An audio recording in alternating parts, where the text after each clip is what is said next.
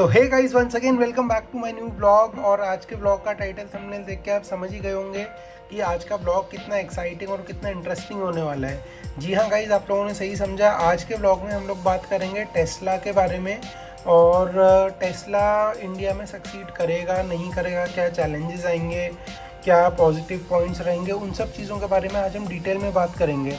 तो अगर आप में से भी कोई है जो कि टेस्ला लेना चाह रहा है तो उसके लिए वीडियो ये काफ़ी हेल्पफुल हो सकता है। तो अगर आप मेरे चैनल पे नए हैं, अभी तक आपने सब्सक्राइब नहीं किया तो चैनल को सब्सक्राइब ज़रूर कर लें। तो चलिए गाइस, करते हैं आज के इस ब्लॉग को शुरू। तो सबसे पहले गाइस बात कर लेते हैं कि टेस्ला ने अभी जैसे रिसेंटली मुंबई में अपना ब्रांड न्यू शोरूम ओपन किया है एंड अभी उन लोगों ने मॉडल वाई के साथ लॉन्च किया है इंडिया में, जो कि अराउंड 60 लैक्स एक शोरूम पड़ता है उसका, शॉर्ट रेंज वाला मॉडल, और लॉन्ग रेंज वाला जो है वो अराउंड 68-69 लैक्स के करीब पड़ता है।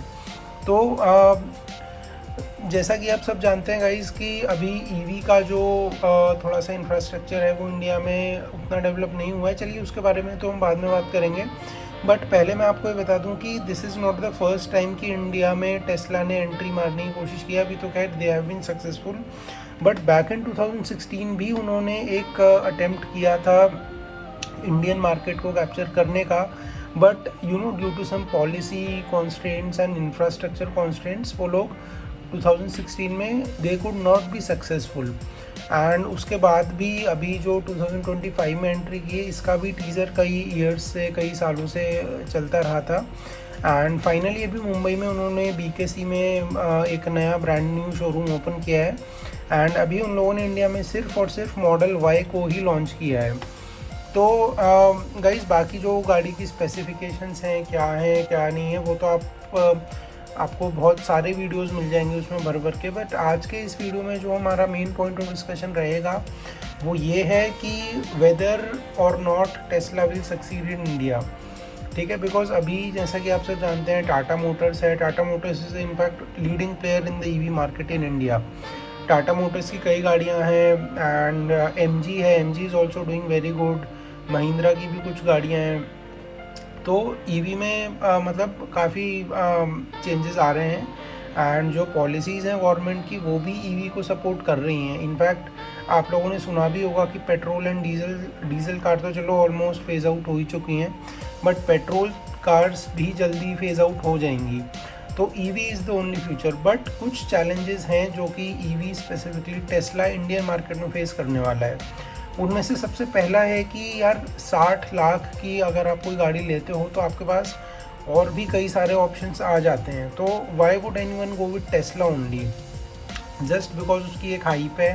तो दिस डज नॉट मीन कि Tesla will be good to go in the Indian market. But एक मेजर पॉइंट ये है कि भाई उसकी हाइप बहुत ज़्यादा है एक तो, और दूसरा ये है कि अभी जो इंडिया में चार्जिंग इंफ्रा है वो मेट्रो सिटीज़ में तो फिर भी आपको अच्छा खासा देखने को मिल जाएगा। बट अगर आप बाहर जाते हो, मतलब मैं मानता हूँ कि कई लोग व्लॉग्स डालते हैं कि ऑल इंडिया रोड ट्रिप करी है ये एंड वो, but EV has its own problem associated with it. Let's say अगर आप कहीं 500 किलोमीटर की ड्राइव पे जा रहे हो और मतलब यू नीड टू चार्ज, मतलब एटलीस्ट 1-2 बार तो आपको चार्ज करना पड़ेगा, यानी एक बार चार्ज करने में एटलीस्ट 1 से 1.5 घंटा आपका जाएगा। एंड उसमें आपको रेंज एंग्जाइटी भी रहेगी और बाकी सब चीज़ें भी रहेंगी आपको, जो मतलब जैसे बैटरी जो डिग्रेडेशन होता है वो भी आपको फेस करना पड़ेगा and n number of problems are there. But वो तो हर EV के साथ है, but here we are specifically talking about Tesla. तो गाइस, जैसा कि आपको पता है इंडियन रोड कंडीशंस के हिसाब से ऑटोमेटिक कार चलाना तो मतलब आप समझ ही सकते हैं कि कितना बड़ा एक वो चैलेंज है अपने आप में।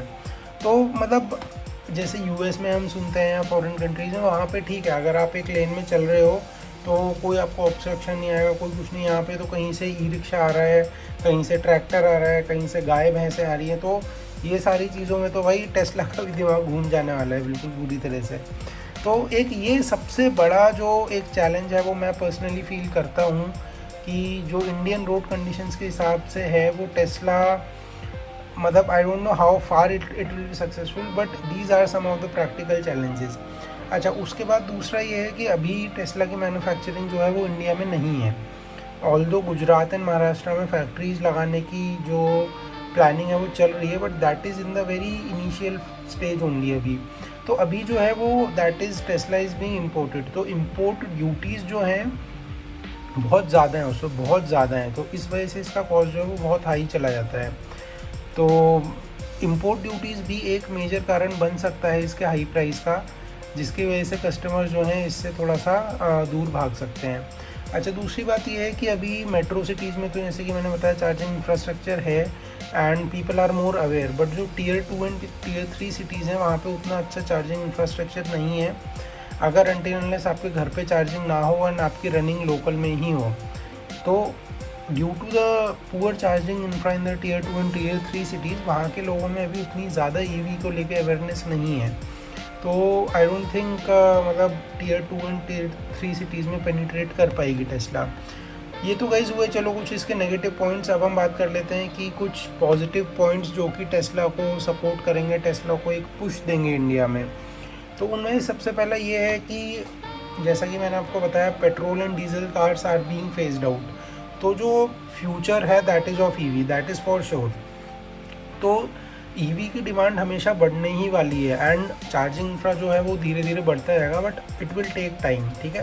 Eight the moment it is not good, but आने वाले टाइम में अच्छा होता जाएगा, ठीक है। और अभी भी कई सारे चार्जिंग स्टेशंस बनते जा रहे हैं और अच्छे अच्छे इंफ्रास्ट्रक्चर डेवलप होते जा रहे हैं, बट जो एक डिमांड है वो बढ़ने ही वाली है, ईवी की डिमांड कभी कम नहीं होगी। So this is a very plus point for Tesla in India, ठीक है। सेकंड हम बात कर लेते हैं कि टेस्ला में जो टेक सेवी फीचर्स आते हैं, ओवर द एयर अपडेट्स आते हैं, तो जो यूथ है, जो यंगर जनरेशन है, that is very much attracted towards that. तो टेस्ला का जो एक कस्टमर बेस रहने वाला है that is going to be mostly the youth and the younger generation, because मतलब एक टेक सेवी कार है, फीचर्स लोडेड कार है, तो उसमें मतलब they will find it very easier to drive and to manage the car, ठीक है। फिर हम आ जाते हैं कि टेस्ला अपने आप में एक प्रीमियमनेस टेस्ला के साथ जुड़ी है, काफ़ी प्रीमियम ब्रांड है, तो उसके जो कस्टमर्स होंगे that will belong to the very ultra luxury class. तो एक ये भी पॉइंट है कि एक टेस्ला अपना अलग ही नीश बना के चलेगा इंडियन मार्केट में, ठीक है। तो कंपटीशन उसका अलग ही रहेगा, मतलब ऐसा ये टाटा मोटर्स वगैरह से नहीं रहने वाला उसका, जहाँ आप 20-25-30 लाख की गाड़ियाँ आ रही हैं वहाँ आप अचानक से 60-70 लाख की गाड़ी ले आओ, तो कस्टमर बेस तो चेंज होगा ही होगा, ठीक है। और उसके बाद ये है कि अभी जैसा मैंने बताया आपको, गुजरात और महाराष्ट्र में फैक्ट्रीज़ का सेटअप हो रहा है, प्लानिंग चल रही है, तो धीरे धीरे जब फैक्ट्री सेटअप हो जाएंगी ओवर द ईयर्स, तो इम्पोर्ट ड्यूटीज़ जो है वो कम हो सकती है एंड प्राइजेज़ में हमें गिरावट देखने को मिल सकती है, टेस्ला के प्राइजेज़ कम हो सकते हैं।